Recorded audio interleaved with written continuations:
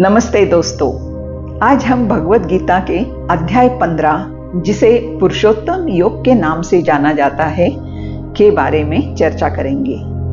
यह अध्याय हमें संसार के वास्तविक स्वरूप और भगवान की महिमा के बारे में गहन ज्ञान प्रदान करता है।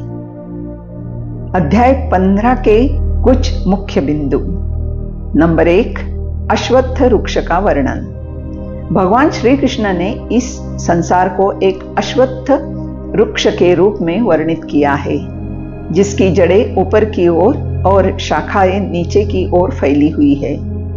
इस वृक्ष के पत्ते वैदिक स्तोत्र है और जो इस वृक्ष को जानता है वही वेदों का जानकार है।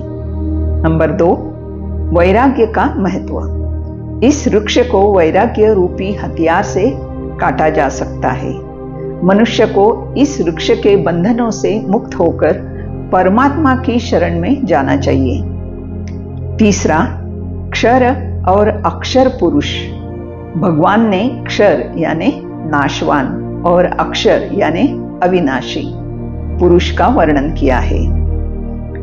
उन्होंने बताया है कि परम पुरुषोत्तम भगवान इन दोनों से परे है और वही इस संसार के मूल कारण है। नंबर 4, भगवान प्राप्ति का मार्ग।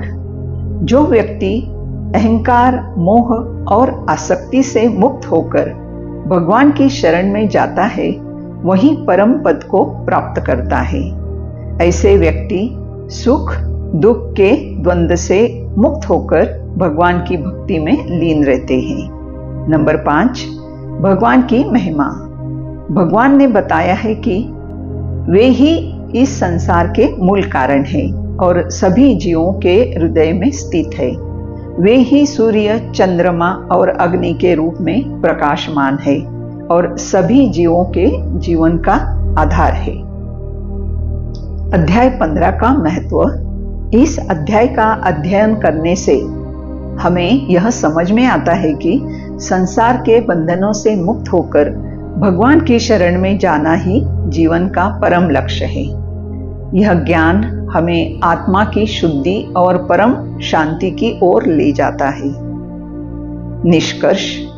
दोस्तों, भगवत गीता का यह अध्याय हमें सिखाता है कि कैसे हम अपने जीवन को भगवान की भक्ति में समर्पित कर सकते हैं और संसार के बंधनों से मुक्त होकर परम शांति प्राप्त कर सकते हैं। आशा है कि आपको यह जानकारी उपयोगी लगी होगी। अगर आपको यह वीडियो पसंद आया हो तो कृपया लाइक और सब्सक्राइब करें और अपने विचार कमेंट बॉक्स में साझा करें। धन्यवाद। ओम श्री परमात्मने नमः। श्रीमद्भगवद गीता अथ पंचदशोऽध्यायः। श्री भगवान् उवाच।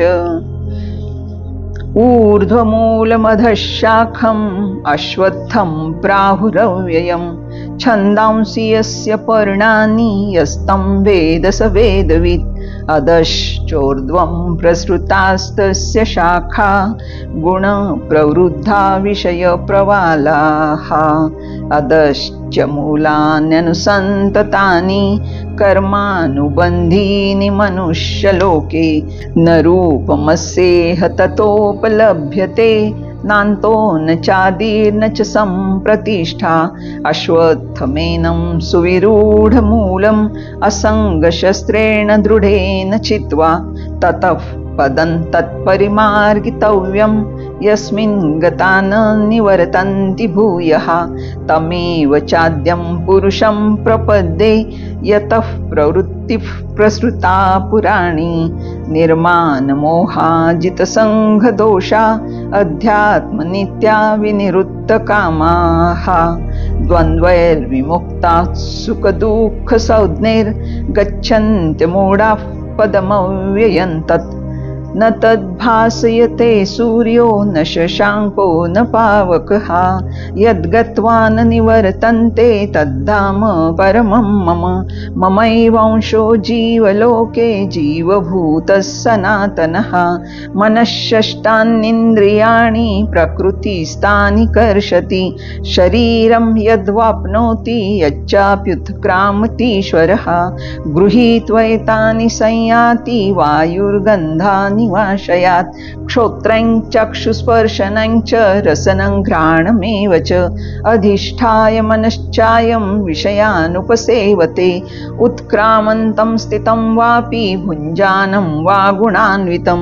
विमूढानानुपश्यन्ति पश्यन्ति ज्ञानचक्षुषः यतन्तो योगिनश्चैनं पश्यन्त्यात्मन्यवस्थितं यतन्तोऽप्यकृतात्मानो नैनं पश्यन्त्यचेतसः यदादित्यगतं तेजो जगद्भासयतेऽखिलं यच्चन्द्रमसि यच्चाग्नौ तत्तेजो विद्धि मामकं गामाविश्य च भूतानि धारयाम्यहमोजसा पुष्णामि चौषधिः सर्वाः सोमो भूत्वा रसात्मकः अहं वैश्वानरो भूत्वा प्राणिनां देहमाश्रितः प्राणापानसमायुक्तः पचाम्यन्नं चतुर्विधं सर्वस्य चाहं हृदि सन्निविष्टो मत्तस्मृतिर्ज्ञानमपोहनं च वेदैश्च सर्वैरहमेव वेद्यो वेदान्तकृद्वेदविदेव चाहम्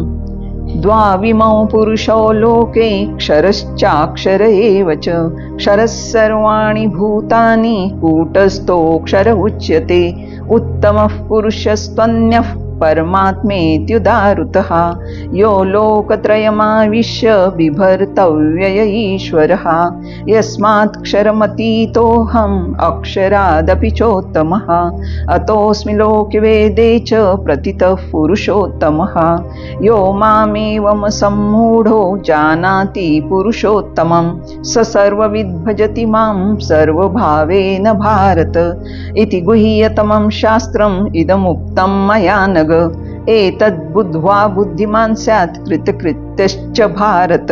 ओम तत्सदिति श्रीमद्भगवद्गीतासु उपनिषत्सु ब्रह्मविद्यायां योगशास्त्रे श्रीकृष्णार्जुन संवादे पुरुषोत्तमयोगो नाम पंचदशोऽध्यायः। ओम श्रीकृष्णार्पणमस्तु।